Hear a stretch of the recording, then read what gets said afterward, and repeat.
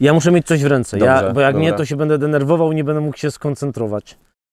Cześć, nazywam się Michał Moś. Większość z Was kojarzy mnie pewnie z profilu na Instagramie Zaklinacz Traw. Dzisiaj jesteśmy na El Hierro. Farma nazywa się Olla de Dar. To farma organicznego i zrównoważonego w wodę produkcji awokado. Nie będę dzisiaj o tym dużo mówił, ponieważ nakręciliśmy oddzielny odcinek o produkcji awokado. O czym dzisiaj chciałem Wam powiedzieć, to o tym, jak żyję, jak mieszkam i jak pracuję na tej wyspie. A farma awokado, którą mam za sobą, to tylko jedna z tych działalności. Zapraszam serdecznie.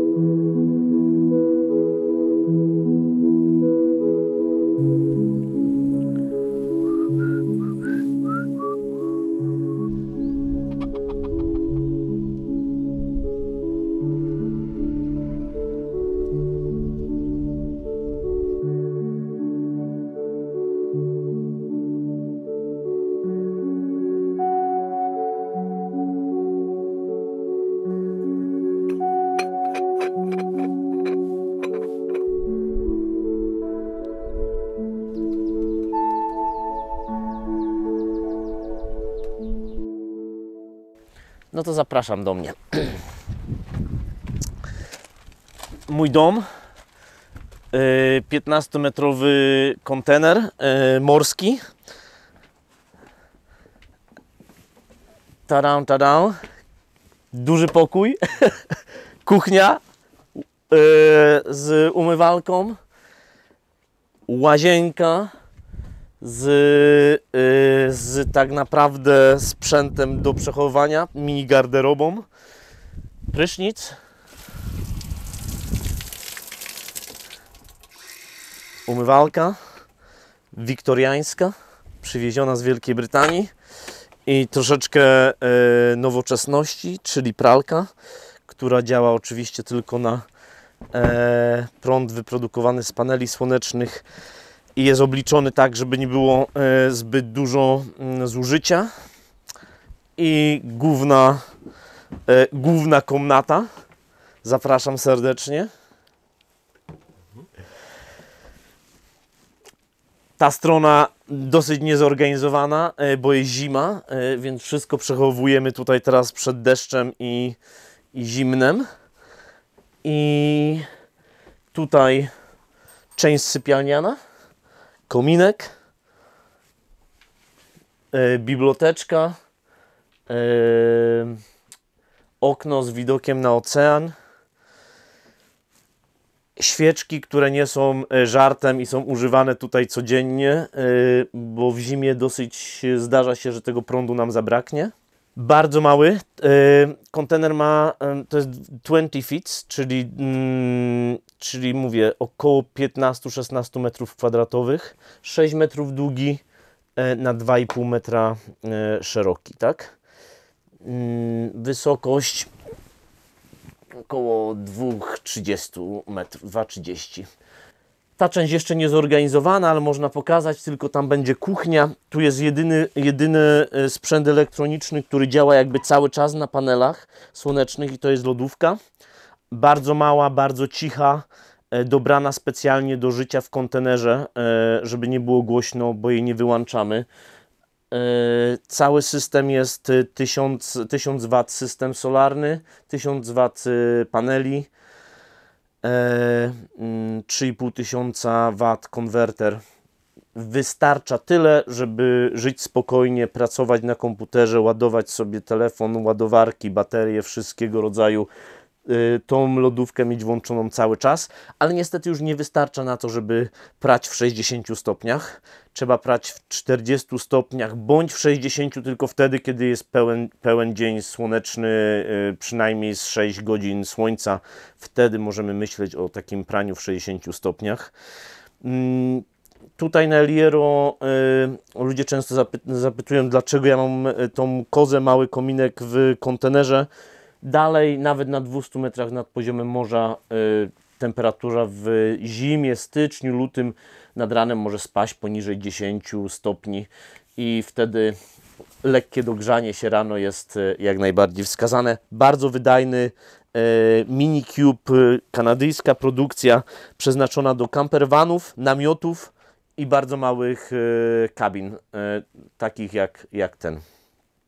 To chyba tylko. To chyba wszystko. A, tutaj tak nie omieszkam wspomnieć o Paweł Król, producent tych, nie producent, tylko artysta, który wszystkie te obrazy namalował. Pozdrawiamy Pawła i Madboxa, który był pierwszym, którego Paweł stworzył.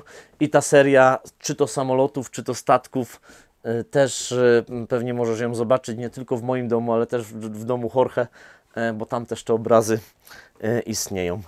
I mówię, taki bardzo szybki tour po tym, jak mieszkam. Zapraszam na zewnątrz. I teraz muszę tylko jeszcze pokazać Wam, jak żyjemy tutaj dookoła, z czego czerpiemy energię słoneczną, jak ją przerabiamy z paneli do tego, żeby ten prąd tutaj istniał. Tutaj mamy serce naszego systemu energetycznego, konwerter, kilka kabli do tego, żeby podłączać sprzęt, wiertarki i tak dalej na zewnątrz. To jest jedna część, a druga część, panele są tutaj już u góry. My panele mamy tutaj, a kontener zaraz na boku. Sporo ludzi zawsze się zastanawia i zapytuje, dlaczego my mamy pobudowanych tyle tych skrzyń z palet, które my używamy jako po prostu kompostowniki, ale my je używamy jako kompostowniki w takim cyklu bardzo logicznym, że je wypełniamy biomasą, chwastami, wszystkim tym, co produkujemy i co jest dobrą biomasą do skompostowania w czasie roku.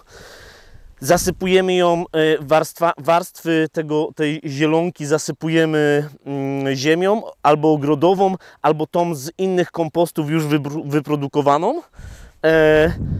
I po roku czy półtora po prostu to wszystko ładnie przerabia. My dodajemy jakąś wierzchnią warstwę gleby, dodajemy do każdego z tych kompostów dżownice, które przerabiają to. My to podlewamy raz na jakiś czas, czasami jak w takiej sytuacji jak tutaj, gdzie to rośnie wszystko, tutaj mamy akurat bób, w tym teraz mamy ciecierzycę, to się przerabia z tą wodą, to opada, po roku pewnie dosypujemy znowu i dajemy nową warstwę i w ten sposób jakby produkujemy sobie tą ziemię, bo co się dzieje po 2-3 latach? My z tego kompostu po prostu bierzemy tą ziemię na te inne warstwy do innych kompostów, tak? Przez pierwsze 2 lata mieliśmy dosyć duży problem z tym, że latem ten kontener nagrzewał się jak puszka sardynek i potrafiło tam być prawie 50 stopni, jeśli się nie odizolowało dachu. W pierwsze 2 lata zaizolowaliśmy je paletami drewnianymi, jednak one strasznie hałasowały, bo tutaj cały czas wieje. W tamtym roku w końcu żeśmy zainwestowali i zrobiliśmy taras, po pierwsze, żeby móc po nim chodzić w przyszłości, może jakieś nawet yoga, czy miejsce do tego, żeby sobie usiąść i pooglądać ocean, ale przede wszystkim chroniące od słońca w lecie. Ja mieszkam tutaj sam, ale po pierwsze przyjeżdża tutaj sporo znajomych, sporo rodziny, więc ten komfort życia w kontenerze trzeba jakby zapewnić cały czas, nie tylko dla mnie, ale też dla tych, którzy tutaj przyjeżdżają i bytują ze mną.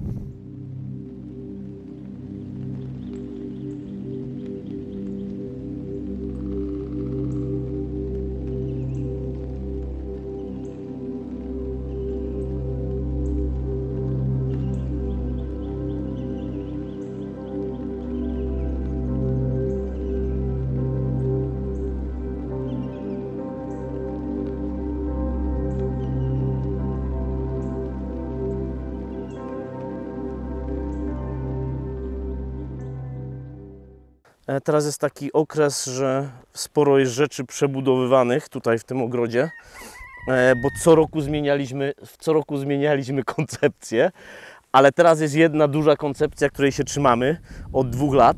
Będzie to ogród w kształcie koła, dlatego wszystkie te rozmaryny i tuje, które są nasadzone, one mają w ciągu następnych 2-3 lat stworzyć taką ścianę, która nas ochroni od północnego wiatru, który jest z tamtego kierunku, i także od południowego wiatru, który wieje z tamtej strony.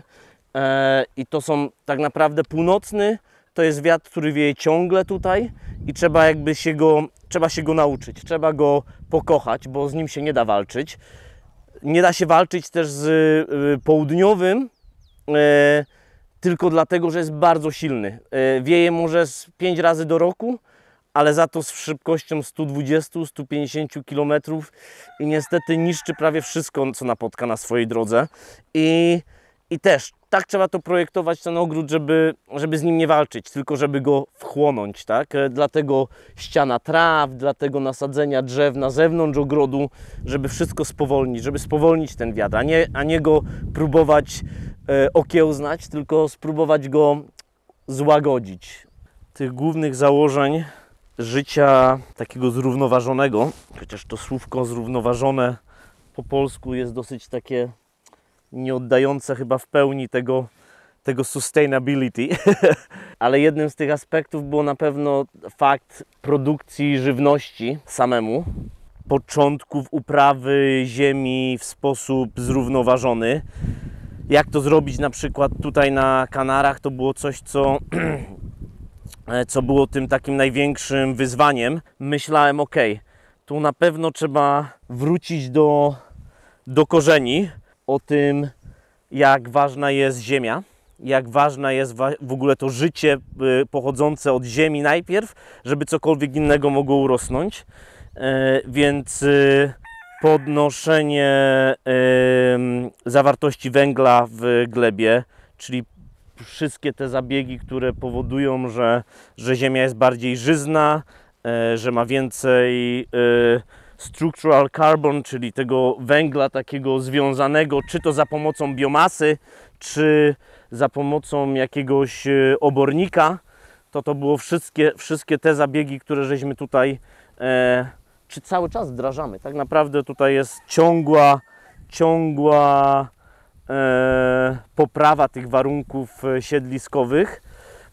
My się dalej uczymy, więc to nie jest tak, że tutaj jesteśmy już jakiś master, że ja bym mogę tutaj jakiś kurs permakulturowy uprawiać. Nigdy bym się na to nie zdecydował teraz z tą wiedzą, którą mamy, bo robimy na razie wszystko na takiego bardziej czuja, to znaczy bierzemy, dotykamy i mówimy, ok, nie, jest już sucho, o, jest, tutaj to trzeba podlać, tutaj trzeba to zmulczować jeszcze bardziej, czyli wyściółkować, tak? Ale przez te 3 ostatnie sezony myślę, że sporo żeśmy się nauczyli, jak poszczególne warzywa, które nas najbardziej interesują, uprawiać, które nie są trudne, tak? To my tutaj nie odkrywamy tutaj żadnej Ameryki. Moje ulubione to cebula, moje ulubione to w zimie brokuły i kalafiory, więc mówię, ok, na brokułach i kalafiorach można sporo rzeczy, różnych posiłków przygotować. Skupmy się tylko na tym, co jest łatwe do wyuczenia się w kilka sezonów, tak? Moje ulubione i to brokuły, które weźmiemy dzisiaj do naszego lunchu. Nauczyłem się od włoskich ogrodników z Florencji, żeby nie wyrzucać po krzaka brokułu po zerwaniu głównego brokułu, żeby go zostawić i on wtedy rodzi bardzo małe brokuły na boku, które Włosi używają do takiego specjalnego pasty, tak? Z małymi brokułami.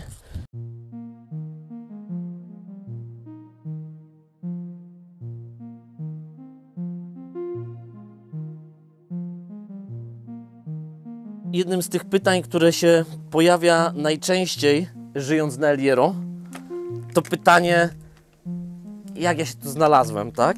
To jest pytanie, które zawsze jest. Ja się czasami boję mówić nawet te różne wersje, albo nie wersje różne, tylko mówić ludziom, jak to jest, bo to ma tyle różnych płaszczyzn, że to pytanie się może rozwlec na pewnie godzinny odcinek. Odcinek o tym jak. Ale co było chyba najważniejsze w tym fakcie, jak ja się tutaj znalazłem, to co się wydarzyło w 2017 roku w moim życiu, a mianowicie osiągnąłem zawodowo już chyba wszystko, co chciałem osiągnąć wtedy i praca sprawiała mi ogromną przyjemność, ale już nie taką jak 10 lat wcześniej. Ja bym nigdy tego nie nazwał wypaleniem zawodowym, bo ja taką energię miałem ogromną do pracy, ale takim dogonieniem króliczka trochę, takim dogonieniem króliczka i mówisz, okej, no złapałeś tego króliczka i co teraz? No to ja go wypuszczam i go łapię, ale się okazuje, że teraz tego króliczka to ja łapię w ciągu miesiąca i to był taki bardzo mocny taki aspekt, to ja brałem więcej zadań na siebie, żeby tego króliczka łapać, utrudniać sobie praktycznie łapanie go. Prawie, że zamykasz oczy albo dajesz sobie przepaskę na oczy, żeby go złapać. I w 2018 ja stwierdziłem, to w ogóle nie jest fun, to w ogóle nie rozwija, nie powoduje, że ja coś nowego w nowym kierunku się rozwijam. I to był ten moment, gdzie ja mówię, teraz albo nigdy zamieniamy się totalnie rolami, wyjdźmy jeszcze raz z takiej strefy komfortu i zacznijmy od nowa, tak? Dla większości ludzi wszyscy by powiedzieli, no crazy, tak? No wariat totalny, jak można zrezygnować z super pracy, którą się jeszcze kocha, lubi się do niej chodzić, spełnia się zawodowo, finansowo. To jest to właśnie ten moment, w którym ja sobie uświadamiam, że nie mogę być całkowicie zdrowy. Na umyśle, żartuję oczywiście, cudzysłów. Ale to był ten moment właśnie, w którym postanowiłem rzucić pracę w Wielkiej Brytanii i zacząć myśleć o tym, albo nie myśleć, tylko czuć, jaki kolejny krok w moim życiu powinien nastąpić, żeby to życie znowu nabrało takiego sensu, tak? W większości z nas właśnie samo życie sobie płynie dzień po dniu, tydzień po tygodniu, aż sobie to uświadamiamy. Uświadamiamy sobie to, czegoś nam brakuje.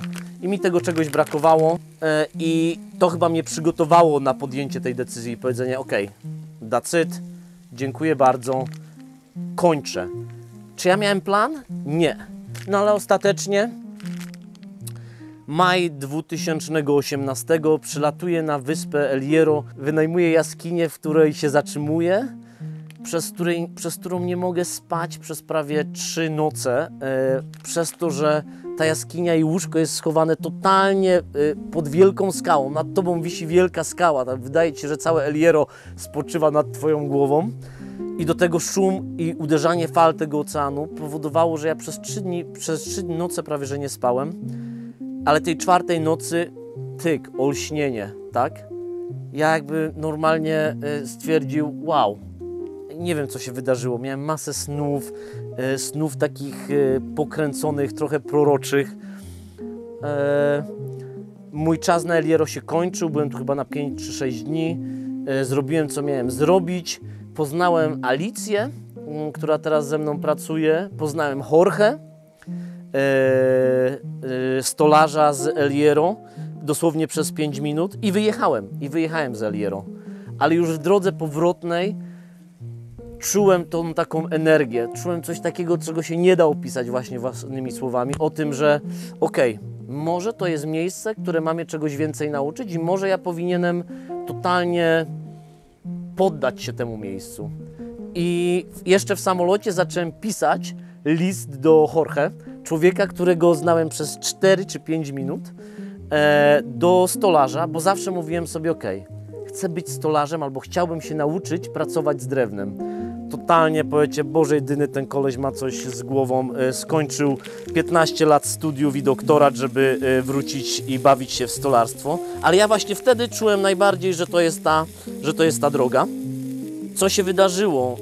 Jeszcze zanim wylądowałem w Wielkiej Brytanii, list był napisany i 2 dni później wysłałem takiego maila właśnie opisującego życie i to, że nie za bardzo wiem, gdzie bym chciał i co bym chciał, ale czuję, że na tę chwilę El Hierro to jest to miejsce, któremu chciałbym się poddać. Po 2 czy 3 dniach dostałem odpowiedź od Jorge: Michał, też Cię nie znam, też Cię nie znam, ale czuję, że to jest dobra energia, albo Ty jesteś dobrą osobą, której można na tyle zaufać, że zapraszam Cię na El Hierro. Nie wiem, czy Cię będę mógł nauczyć stolarstwa, bo Jorge pracuje praktycznie sam, ale będziesz mógł mi pomóc w niektórych pracach i oczywiście, ile będziesz potrzebował skupić się na swoich celach, czy szukaniu tego, czego szukasz, to mój dom stoi dla Ciebie otworem. I tak naprawdę mówię sobie wtedy, to był końcówka maja, początek czerwca. Jak wszechświat daje taką szansę, to się jej nie można jej nie wykorzystać. Chyba następnego dnia kupiłem bilet na El Hierro na 11 lipca i od tamtej pory już tylko żyłem tym, jak sobie ustawić wszystkie rzeczy dookoła życia, kupić kontener w Wielkiej Brytanii, zapakować wszystko, co chciałem zostawić do kontenera, co chciałem rozdać, rozdałem. I zajęło mi to miesiąc przygotowanie się, spakowanie jednej walizki i 11 lipca 2018 roku Jorge odebrał mnie z lotniska na El Hierro.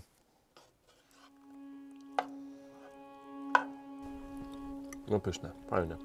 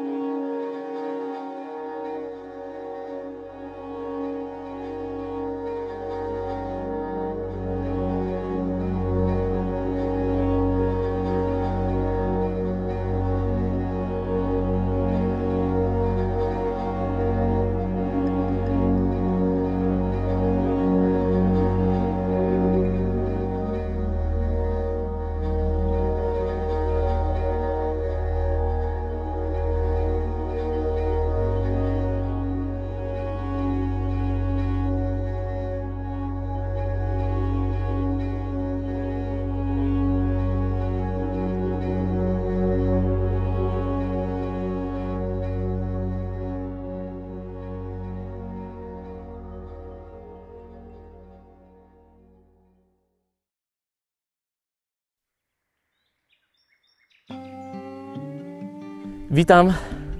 Dzisiaj jesteśmy w Guarazoce, 750 metrów nad poziomem morza. Tutaj mamy swoją stację badawczą nowych odmian traw.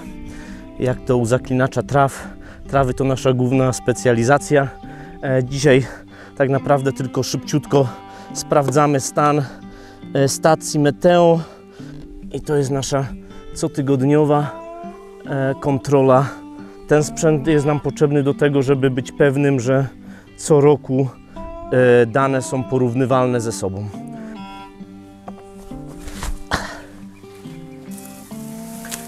Tutaj jesteśmy teraz na poletku krzyżowania 2 odmian roślin, 2 różnych traw, tak naprawdę 2 gatunków.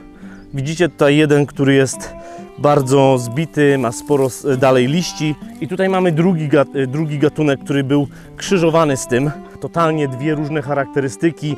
Ten nie ma żadnych liści, ma długie łodygi, pojedyncze pędy. Co my robimy? To powodujemy, że ten kwitnie w tym samym czasie co ten i tworzą nasiona, tak zwane populacja F1, które później są wysiewane. Bardzo często zadajecie pytanie na profilu Zaklinacz Traw, po co my to robimy?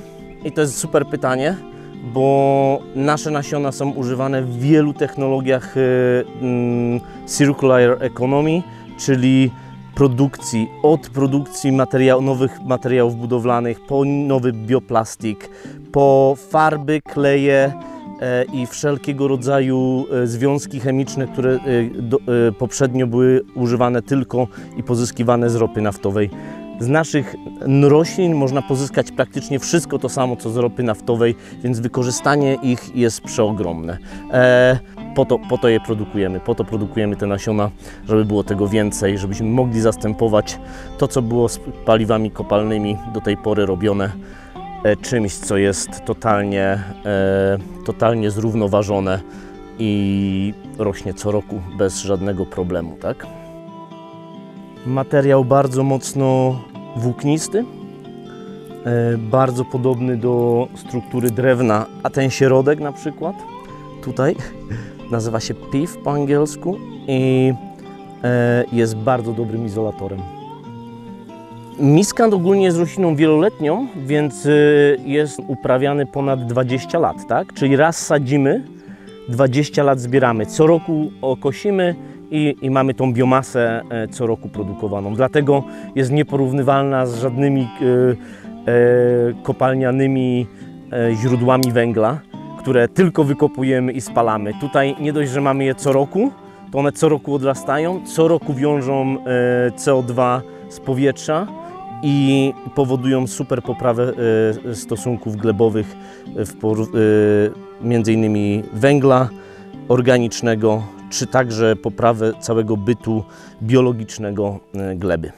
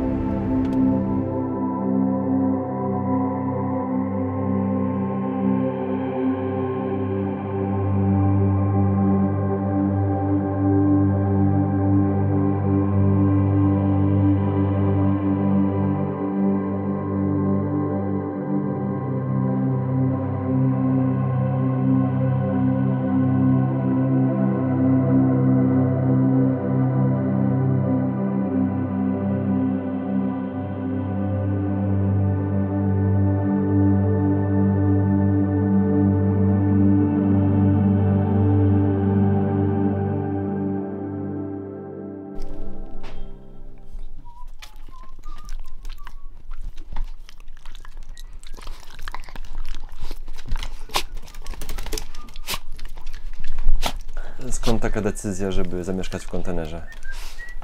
Tak naprawdę od małego to jest takie marzenie chłopców mieszkania w domkach na drzewie, tak? Tylko że u mnie to było takie naprawdę silne marzenie, może przez to, że właśnie z dziadkiem chodziłem do lasu bardzo często, szałasy, budowanie, jakieś budowanie baz gdzieś, nie wiadomo gdzie, to była zawsze ta fascynacja.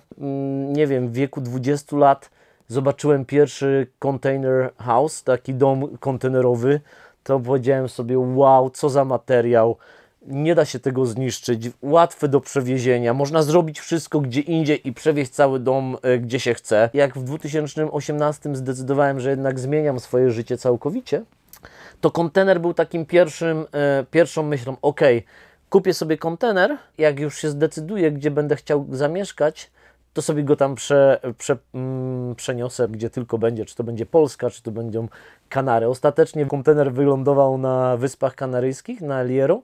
Ja miałem wizję, jak ja to chcę zrobić i jak ten kontener będzie tutaj pasował z murem dookoła, co w nim będzie, jak w nim będzie.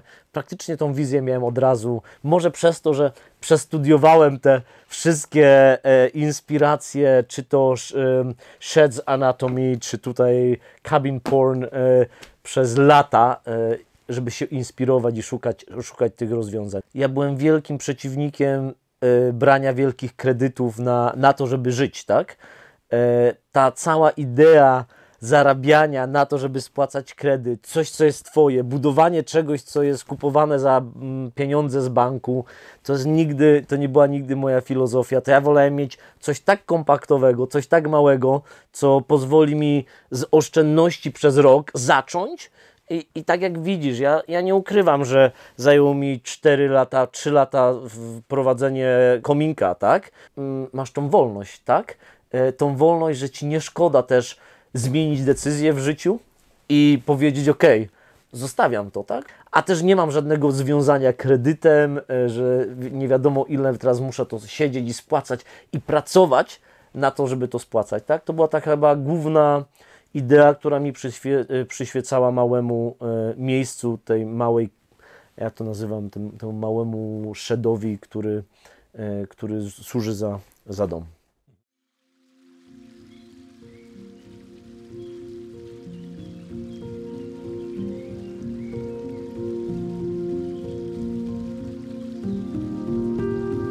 Jak to się stało, że zostałeś zaklinaczem traw? Zaklinaczem traw zostałem kilkanaście lat temu, ale już jako dziecko czułem, że ta więź z przyrodą jest troszeczkę na innym poziomie.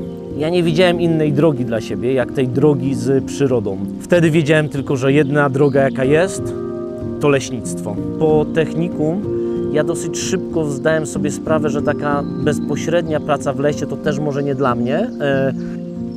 Zaklinacz traw wziął się od tego, że jak się tworzy nowe odmiany roślin, to nie wystarczy tylko ten background biotechnologiczny, to naukowe podejście do tematu hodowli, to także to szeptanie, to także to przekazywanie tej energii pomiędzy roślinami, tego co uczył mnie dziadek na drzewach, ja przekazuję na rośliny, to dotyk roślin, to muzyka dla roślin, to rozmowa z roślinami i wszystko się to wiąże w tym zaklinaniu traw i stąd nazwa i stąd to powiązanie moje z naturą.